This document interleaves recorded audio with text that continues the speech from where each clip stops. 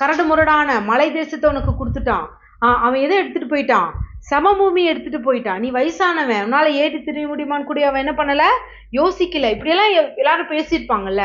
ஆனாலும் இவன் தன்னுடைய அந்த நேசத்துல போய் அவனை காப்பாற்றுறதுனால அப்பமும் திராட்சரசம் எதுக்கு அடையாளம்? அந்த நேசத்தின் அடையாளம். நீ இவ்வளவாய் அன்பு கூர்ந்த இல்லையா, அதனால தேவன் உன்னை இவ்வளவாய் அன்பு கூறுகிறார் என்று சொல்லி என்ன பண்றாரு, அந்த சாலேமின் ராஜா அவனை ஆசீர்வதிக்கிறார். ஸோ இன்னைக்கு நம்ம வாழ்க்கையில அநேக லோத்துக்கள் இருக்கலாம்.